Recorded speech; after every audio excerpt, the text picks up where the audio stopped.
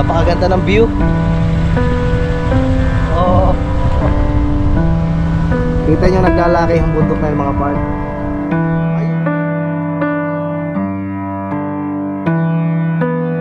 Tapos napakaganda na ng kaparangan dito.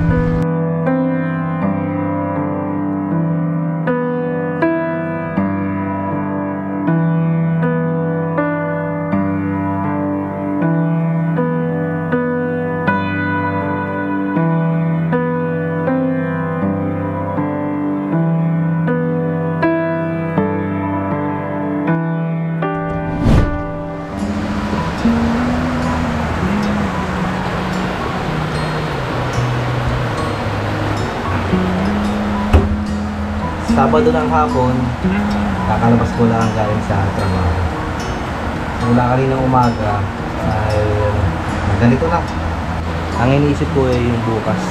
Kasi bukas syempre ay araw ng linggo, wala tayong trabaho. Iniisip ko kung paano makakalabas, paano ko makakapagawa ng video, i-upload natin sa ating YouTube. So yun, isang pinakakalaban natin.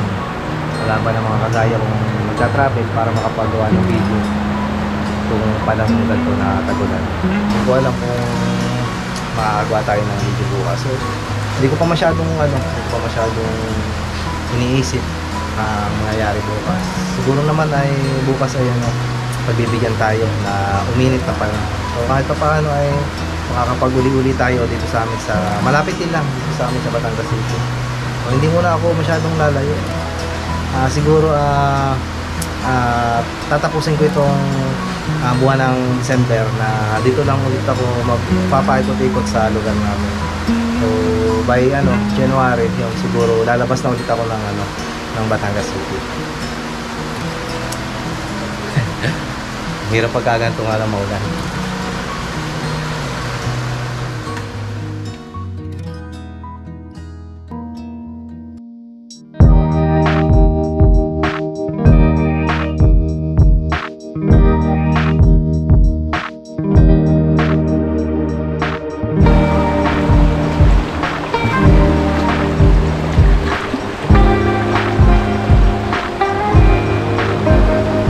Morning.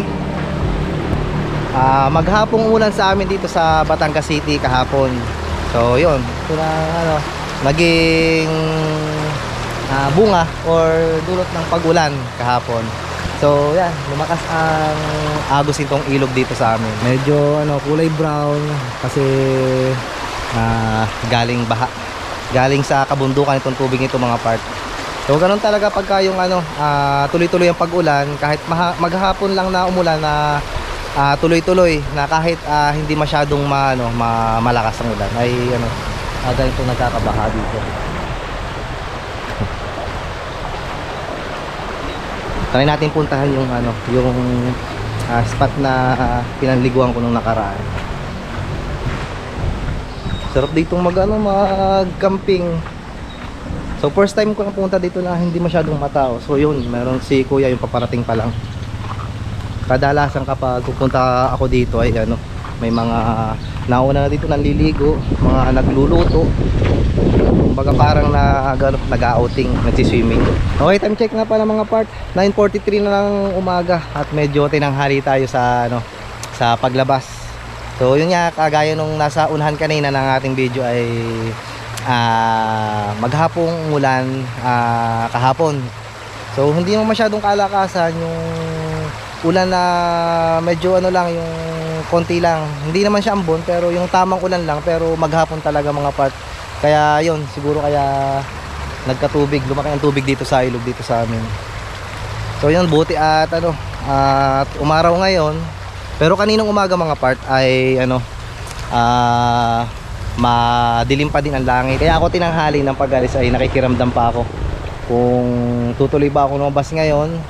Kasi kanina nga pagising ko nung umaga ay unang-una kong tiningnan yung yung labas na medyo kulimlim pa.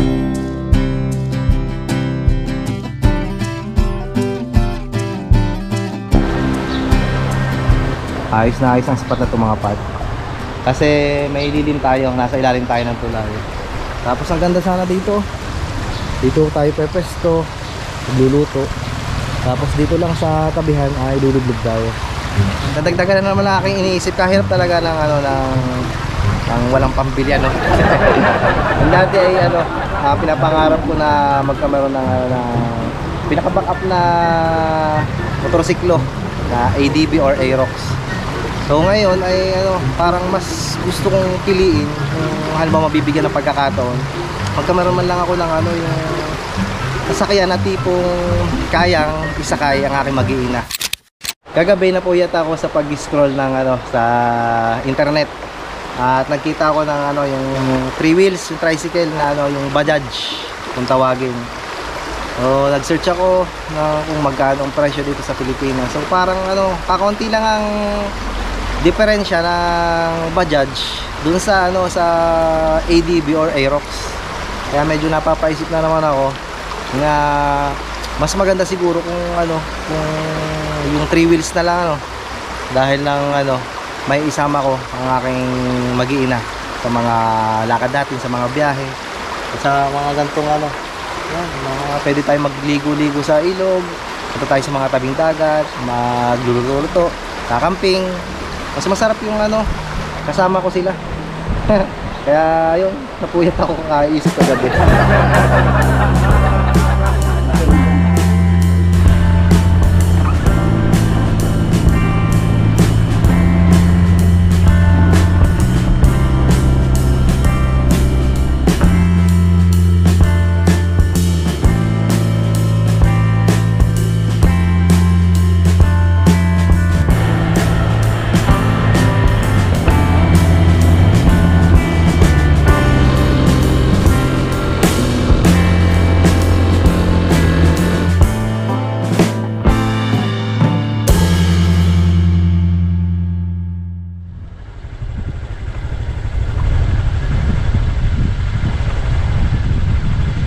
Napakaganda ng view.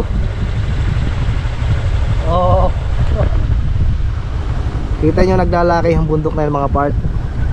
Ayun.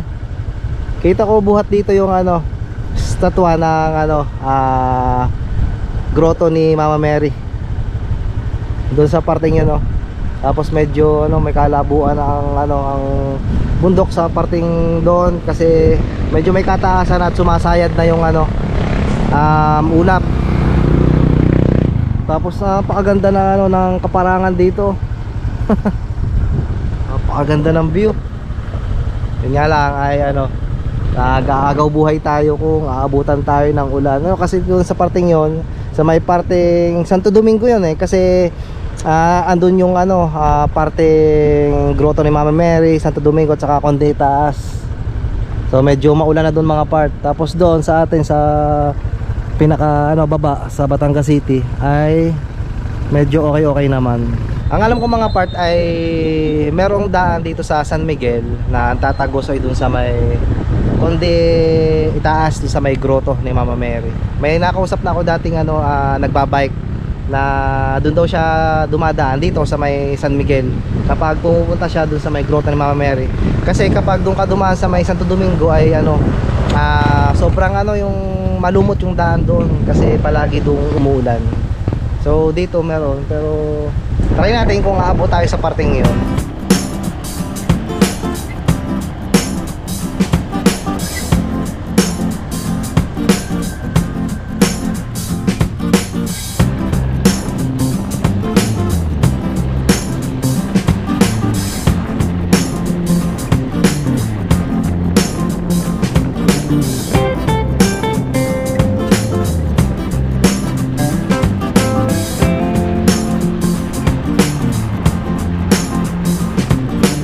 May daan pa diretso at saka may daan dito sa kaliwa pababa. Medyo ano, umaambo na mga part, lalo lumalakas ang hangin. Parang nagdadalawang isip ako na tumuloy pa. Ano? Napakalakas ng ano ng tulak ng hangin sa itaas, tapos dumidilim na yung ulap. Itong parting ito mga part ay parting silangan.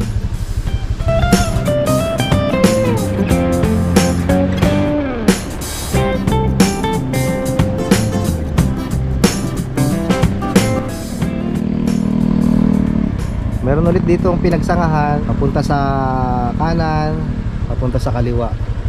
So itong pakaliwa ay Barangay San Miguel, Sitio Bagong Puok. Tapos dito ay makikita itong San Miguel Rural Water Sanitation Association, parang pinaka water station dito sa Barangay San Miguel. Yung dinaan natin yung mga part ay yung patas na yun ay kumbaga parang one way lang. Dito lang sa parting ito, itong pinaka bandang itaas ang pinaka parang two way na daan. Medyo mahirap yung daan kapag magkakasalubong yung mga sasakyan doon. Tapos medyo hindi masyadong patag yung daan.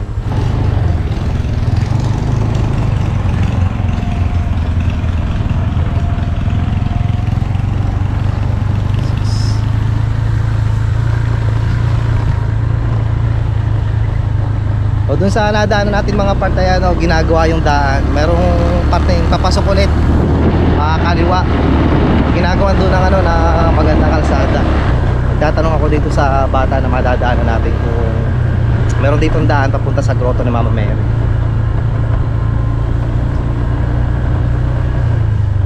Tayo pwede magtanong, may daan ka dito papunta sa grotto ni Mama Mary? Grotto dito na po, sa amin ginagawa dito. Yung papasok doon? Opo, diretso po, huwag ka po yung kay lulusot. Boss, may makikita po. Lampas na pala ako. Sige, thank you. Ayun, dun sa sinabi ko kanina na may ginagawang kalsada, dun yan daan papuntang grotto ni Mama Mary. So yun na nga, tama yung sinabi ng nakakausap kong siklista na nakatambayan ko dati sa may grotto ni Mama Mary, na meron yan daan dito sa may San Miguel papuntang grotto ni Mama Mary. So parang paikot-ikot nga lang talaga ang daan dito sa atin sa Batangas City. Kumbaga may mga shortcut, may mga mga sikretong daan minsan. Kasi napapalayo lang tayo kapag ang mismong madadaanan natin ay yung yung mga ang tawag dito, yung mga main road, yung mga highway. Malalayo kasi yung mga ruta doon, kaya medyo lumalayo tayo. Pero kapag nakita ninyo yung mismong mga shortcut, napakalalapit lang. Nakaka-amaze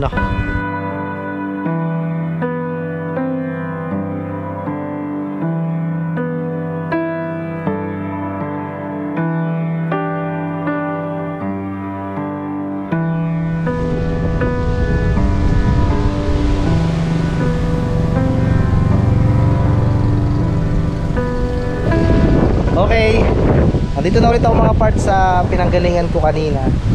Sa may una kong tinigilan na tayo nung pinakita ko itong itong napakagandang bundok dyan Hindi na ako tumuloy mga part kasi medyo nadudun na tayo sa parting yon, malapit dun sa paanan nung isang bundok na yon. Kasi habang dumediretso tayo mga part ay papunta tayo pa, kumbaga pabundok ng pabundok, palit yung daanan. Pero confirm na may napagtanungan ako kanina yung bata na meron yan daan papunta doon sa may grotto ni Mama Mary. Yun, hindi lang siguro kita sa sa video, pero sa personal kita naman yung grotto ni Mama Mary, pero konting-konti lang mga part. Tapos ayun, ayun, kumbaga babaybayin natin yung yung bundok na yun. So medyo malayo pa, kaya hindi na ako tumuloy. Okay, napakaganda dito sa tinambayan ko itong mga part. Napaka-presko ng hangin. Tapos sa unahan ay napakaganda ng kabundukan. Okay, so medyo yun, kahit papaano ay naipasyal ko naman kayo dito sa Barangay San Miguel, dito sa amin sa Batangas City. So pagkaya ng sabi ko kanina, hindi na tayo masyadong dumiretso. Kasi nung andun tayo sa parting yung kanina sa may parting paanan ng kabundukan papunta doon sa may pataas pa, ay medyo masama ang panahon, medyo umulan. Kaya mas minabuti ko na lamang na bumalik na ulit dito mga part. So dito nga napatambay ulit tayo sa dinaanan natin kanina na napaka-presko at medyo gumaganda na yung sikat ng araw, nagpapakita na yung araw natin.